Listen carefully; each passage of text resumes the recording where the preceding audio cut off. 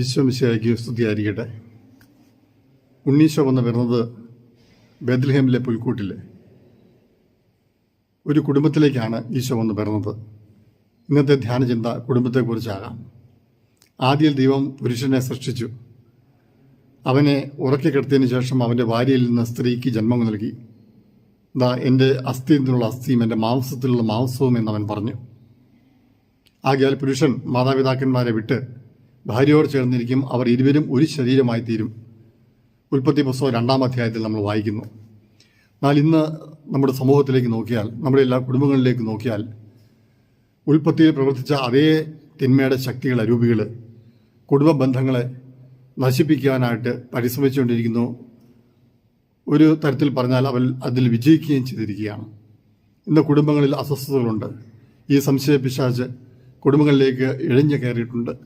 അതോടൊപ്പം തന്നെ കുടുംബ ബന്ധങ്ങളെല്ലാം തകർക്കപ്പെടുന്ന അവസ്ഥ, വിവാഹത്തിൻ്റെ പവിത്രത കാത്തു സൂക്ഷിക്കാത്ത അവസ്ഥ, ദാമ്പത്യ അവിശ്വസ്തത.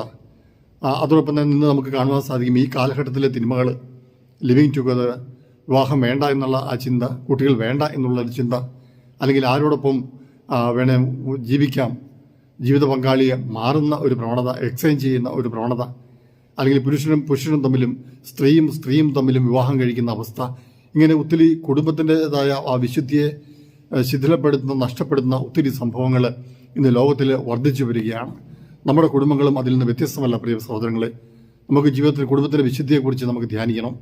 ആ കുടുംബത്തിൻ്റെ വിശുദ്ധി കാത്തു സൂക്ഷിക്കാൻ നമുക്ക് തയ്യാറാകണം. അത് മലാക്കി പ്രവചനത്തിൽ പറയുന്നുണ്ടല്ലോ, കർത്താവ് നിന്റെ വിവാഹ ഉടമ്പടിക്ക് സാക്ഷിയാണ്.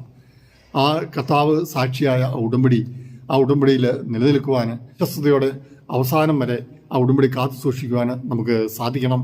ആകയാൽ ദൈവം യോജിപ്പിച്ചത് മനുഷ്യൻ വേർപെടുത്താതിരിക്കട്ടെ. ഇന്ന് മനുഷ്യൻ യോജിപ്പിച്ച് ദൈവമേ വേർപെടുത്തരുത് എന്ന് പ്രാർത്ഥിക്കുന്നവരുണ്ട്. അല്ലെങ്കിൽ ദൈവമേ ഞങ്ങളുടെ കാര്യത്തിൽ ഇടപെടേണ്ട എന്ന് പറയുന്നവരും വരെയുണ്ട്. എന്നാൽ നമ്മുടെ കുടുംബങ്ങളെ ഓർത്ത് നമുക്ക് പ്രാർത്ഥിക്കാം. കുടുംബങ്ങളുടെ ഭദ്രത അത് വിശ്വാസികളുടെ ഭദ്രതയാണ്, അത് സമൂഹത്തിൻ്റെ കെട്ടുറപ്പാണ്. അതാണ് വിശുദ്ധരായ ദൈവമക്കളെ സഭയ്ക്ക് പ്രദാനം ചെയ്യുക. ദൈവം നമ്മെ അനുഗ്രഹിക്കട്ടെ. പിതാവിൻ്റെയും പുത്രൻ്റെയും പരിശുദ്ധാത്മാവിൻ്റെയും നാമത്തിൽ ആമേൻ.